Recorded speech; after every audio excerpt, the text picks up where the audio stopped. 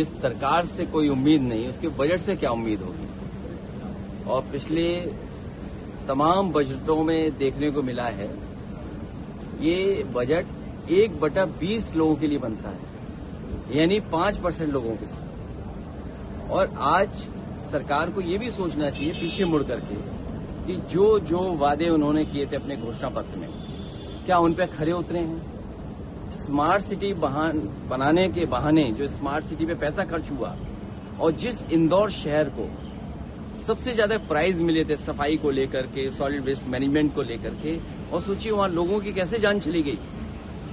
गंदा पानी पिलाया गया जिसकी वजह से जान चली गई। तो जिस सरकार से उम्मीद नहीं, उस सरकार के बजट से क्या उम्मीद होगी। और हर बार का बजट 1/20 लोगों के लिए बनता है, 5% लोगों के लिए बनता है। जो सरकार गरीबों की प्रति व्यक्ति आय न बता पा रही हो, कह रहे हमने इतने लोगों को, गरीब लोगों को जोड़ दिया है खाने से, पीडीएस सिस्टम से, तो क्या है पर कैपिटा इनकम। पाकिस्तान ने कहा है कि हम क्रिकेट मैच नहीं खेलेंगे, हम बाइकआउट कर रहे हैं, भारत वर्ल्ड कप में खेलेंगे, भारत के साथ नहीं खेलेंगे। क्या कहेंगे सर? ये तो भारत सरकार को अपनी विदेश नीति पे विचार करना पड़ेगा कि किस दिशा में विदेश नीति उनकी जा रही है। सर, फॉर्म 7 का विरोध किया समाजवादी पार्टी ने, क्या दिक्कत है? फॉर्म 7 भर करके आ रहे हैं। ये भारतीय जनता पार्टी धांधलीजीवी पार्टी है, इसे बहुत सावधान रहने की जरूरत है। इनके फॉर्म किसी हेड ऑफिस से भर करके आ रहे हैं, और वो बाकायदा जिन लोगों के दस्तखत हैं उसके ऊपर, वो कह रहे हैं हमने कभी साइन ही नहीं किया, और बाकायदा हम लोगों ने लिख करके दिया है, और बाकायदा चीजें जो हमें मिली हैं वो हमने रिकॉर्डेड आप लोगों तक सोशल मीडिया के माध्यम से पहुंचाई हैं, और इसकी शिकायत भी इलेक्शन कमीशन को करेंगे। लगता तो ऐसा है कि इलेक्शन कमीशन को एक झंडा तय कर लेना चाहिए, कौन सा झंडा उनकी बिल्डिंग पे लगे। अगले चीज शौकत अली तो लोहे पर पीतल चढ़ा करके जेवर बनाने पड़ेंगे। और ये बजट गरीब के समझ के बाहर है। जो बुनियादी चीजें हैं, शिक्षा, स्वास्थ्य, आप सोचिए उत्तर प्रदेश का हाल आपने सुना होगा, देखा होगा। पोस्टमार्टम होना है किसका, और पोस्टमार्टम के लिए ले किसको जा रहे हैं। ओटी में जाना किसको था, ले किसको जा रहे हैं। ये तो स्वास्थ्य व्यवस्था का हाल है। और शिक्षा का हालत ये है कि बिना शिक्षा के हम विकसित भारत कैसे बनाएंगे। विकसित भारत का सपना अगर देखना है तो शिक्षा क्षेत्र में हमें ज्यादा से ज्यादा बजट देना पड़ेगा। ये समझ से बाहर बजट है, ये सपने दिखाने वाला बजट है। जिन लोगों ने अपने पुराने घोषणा पत्र पे कोई काम न किया, उनसे उम्मीद क्या करें। बीजेपी से उम्मीद ही नहीं तो बजट से उम्मीद क्या करें। ये हमेशा बड़े लोगों के लिए, 5% के लोगों के लिए बजट बनाते हैं, आम जनता के निराश किया है। और फिर 25 करोड़ अगर गरीबी रेखा से बाहर आ गए हैं तो कम से कम ये बताएं कि जो 95% आबादी हमारे देश की है, उस जो गरीब है उसकी प्रति व्यक्ति आय क्या है। क्या सरकार ये बताएगी प्रति व्यक्ति आय क्या है। जैसे हमने किस्सा नहीं सुना था वो पुराना, जिसमें हाल बदल करके रहते हैं लोग, कब जरूरत पड़ जाए उनकी स्लीपर सेल की। बीजेपी के पास हर क्षेत्र में स्लीपर सेल है, तो उन्हें जिससे लाभ होगा वो सब हो जाएगा। जैसे एक चैनल मैंने देखा, उनके पत्रकार पूछने की याद अब सब काम कर लेते हैं।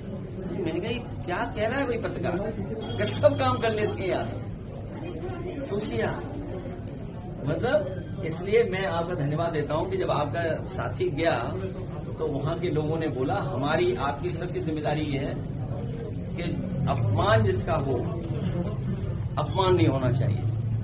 बजट नहीं है, मिडिल क्लास का वोट ले लेंगे, गरीब का वोट ले लेंगे, किसान का वोट ले लेंगे, लेकिन बजट आएगा तो 5% लोगों के लिए बनाएंगे। उत्तर प्रदेश के लिए, उत्तर प्रदेश के लिए प्रधानमंत्री मिल गए हैं, मुख्यमंत्री हैं, तो क्या जरूरत है और चीज। सर, सेंसेक्स भी 2000 पॉइंट गिर गया। अयोध्या जैसी जगह पर मार्केट क्रैश हो गया, मार्केट क्रैश हो गया। इसलिए मैंने कहा ये हालत रही तो सोने पर पीतल लगा कर जेवर पहनने पड़ेंगे।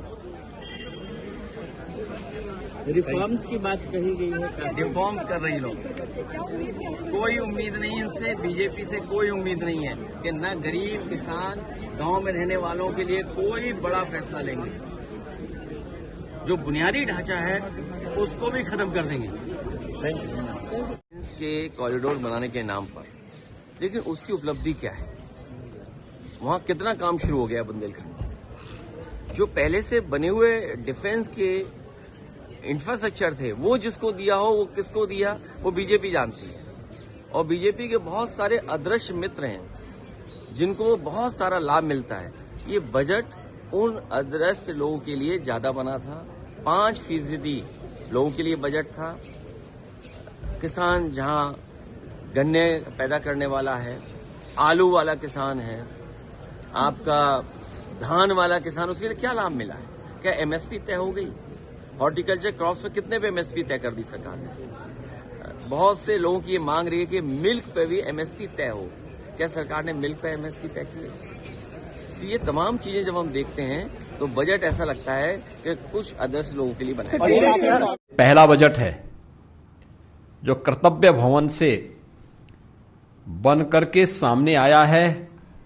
हर भारतीय को अपने कर्तव्यों का एहसास कराने के लिए भी यह बजट आग्रह कर रहा है, जिसमें राष्ट्र के प्रति कर्तव्यबोध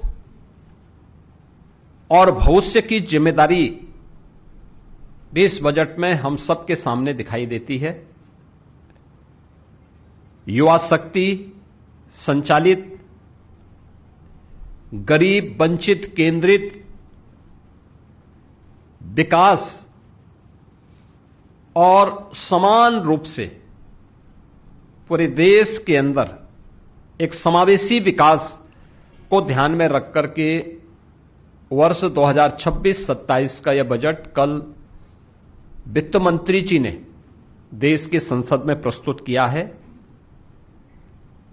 बजट में जो चीज हमें देखने को मिली है कि रिफॉर्म, ग्रोथ और फिस्कल डिसिप्लिन, यह बहुत स्पष्ट रूप से हमें देखने को मिला है।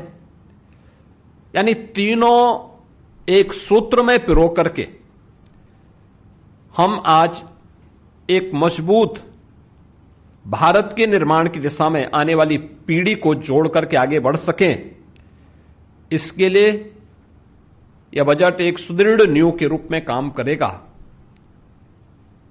कल प्रस्तुत संसद में प्रस्तुत बजट इसका प्रतीक है। बजट में हर नागरिक के लिए